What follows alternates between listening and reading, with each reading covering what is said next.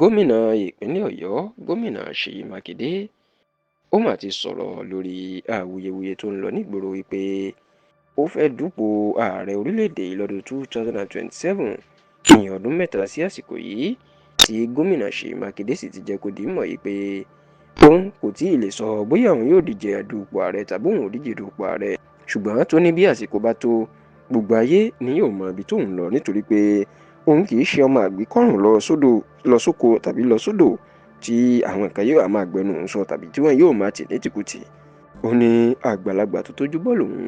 òun yóò sì fẹnu ara òun sọ ohun tóun bá fẹ́ ṣe bí àsìkò bá tó. Ẹ rántí pé láti bí oṣù díẹ̀ sẹ́yìn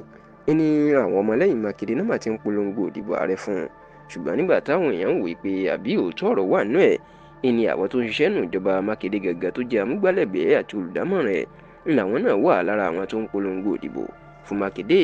Èyí ló jẹ́ káwọn èèyàn máa wò pé ó dà pé òótọ́ ọ̀rọ̀ wà nínú ẹ̀ nítorí pé kò ṣeé ṣe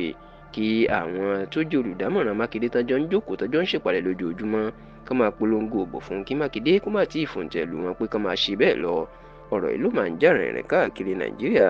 ìpè Seyi Makinde ó fẹ́ figagbága pẹ̀lú ààrẹ Bọ́lá Ahmed Tinubu lọ́dún 2027 ìyẹn bí Tinubu bá fẹ́ lọ fún sáà kejì.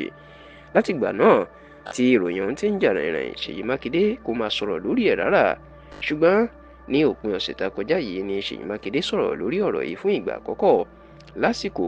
tó lọ sí ibi ètò kan tí àwọn ẹ̀ka ìròyìn ẹgbẹ́ òṣèlú PDP ìpínlẹ̀ Ọ̀yọ́ ìtàn ń pè ní PDP Press Corps tí wọ́n ṣe ní ìlú Ọ̀yọ́ ní Fashola Agribusiness Hub ní ìlú Ọ̀yọ́ Aláàfin ni Makinde mà ti sọ̀rọ̀ yìí. Makinde ní òun ò tí ì lọ́rọ̀ tóun yóò sọ lórí ipò ààrẹ tó ń polongo fóun, ó ní ṣùgbọ́n kán lọ mọ̀ yìí pé òun kì í ṣe ọmọdé tóun ò ní lè sọ̀rọ̀ fúnra òun, ó ní básìkò bá tó òun yóò kúkú sọ nǹkan tóun fẹ́ ṣe bóyá òun yóò lọ fún ipò ààrẹ tàbí òun kò lọ. Ṣùgbọ́n ó ní kókó báyìí ó ní pé Nàìjíríà àpapọ̀ àwọn táwọn jẹ́ ẹgbẹ́ òṣèlú PDP àwọn gbọ́dọ̀ lajú sílẹ̀ kí Nàìjíríà di ẹgbẹ́ òṣèlú kan, ìyẹn pé kí ẹgbẹ́ òṣèlú APC kan wá gbàjọba pátápátá ká má jẹ́ kí ẹgbẹ́ òṣèlú míì kan gbérí tàbí wọlé ìdìbò mọ́. Ó ní eléyìí ló yẹ kí gbogbo àwọn káwọn múra sí káwọn má sì jẹ́ kó ṣẹlẹ̀ ní orílẹ̀-èdè Nàìjíríà.